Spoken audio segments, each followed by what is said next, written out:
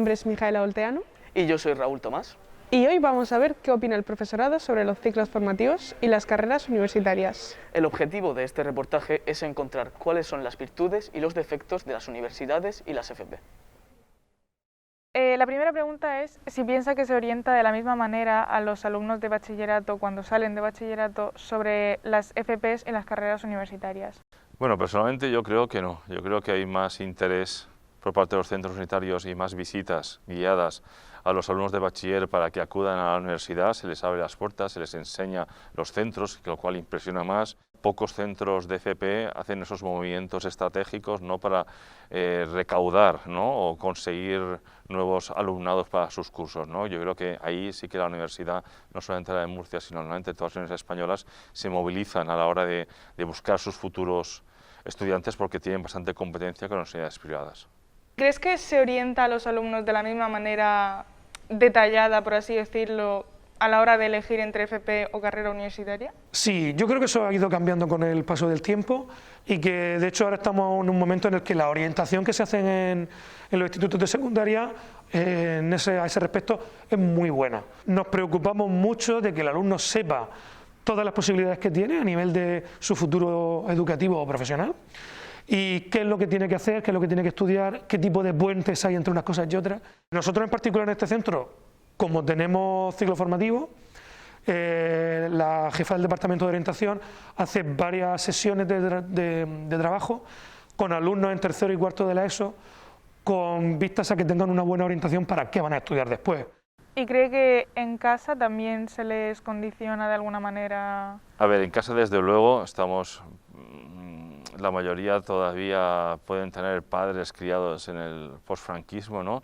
Entonces sí que está claro que una carrera universitaria era lo máximo que se podía optar, ¿no? No tanto nuestros padres como nuestros abuelos consideraban que ese acceso a la carrera universitaria te permitía llegar a ser abogado, juez, médico, ¿no? Esos oficios, ¿no?, que gente sin el acceso a los estudios podía tener, ¿de acuerdo? Entonces sí que es verdad que en España hay una generación de padres y abuelos que hacen esfuerzos enormes, tanto económicos como de salud, como de trabajo, para que su hijo vaya a la universidad. No ir a la universidad a veces puede suponer un poco de, no trágico, pero sí una decepción por parte de los padres.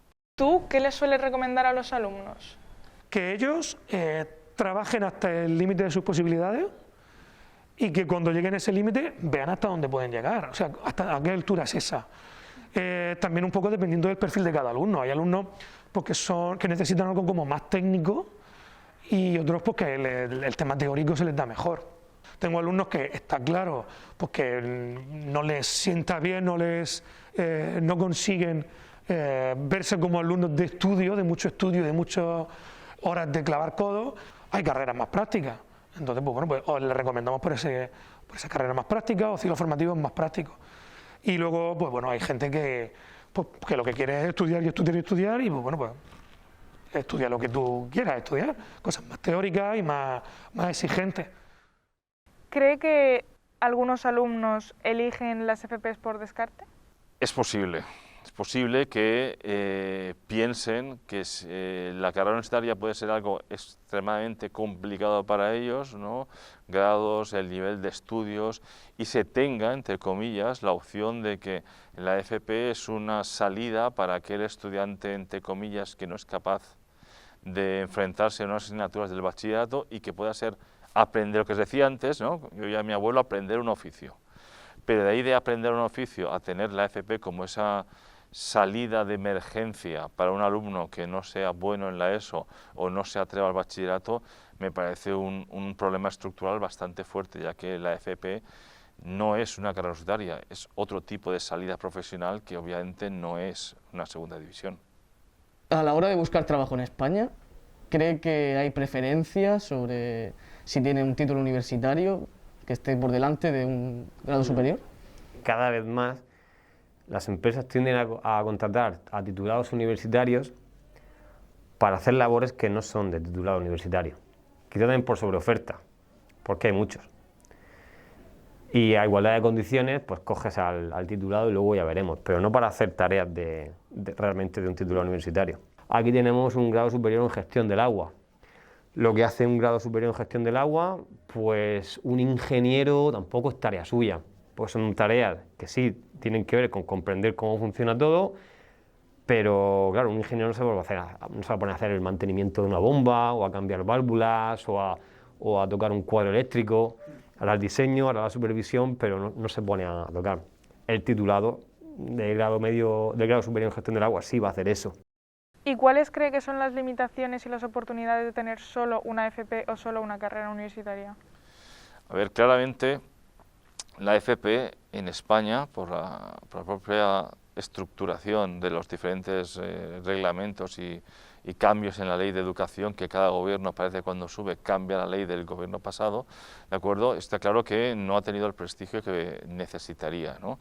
Aquí, por ejemplo, estamos en comunicación visual y claramente el grado ofrece un tipo de estudio y la FP ofrece otro tipo de estudio. Es decir, ¿con cuál consigues trabajar antes? Si siendo un graduado de FP, grado superior de imagen y sonido, o graduado en comunicación visual, pues es posible que un graduado en un módulo superior encuentre trabajo antes, pero también un trabajo muy específico, de un aspecto técnico, antes que un graduado nuestro. Pero obviamente las opciones que tiene un graduado nuestro no las va a tener el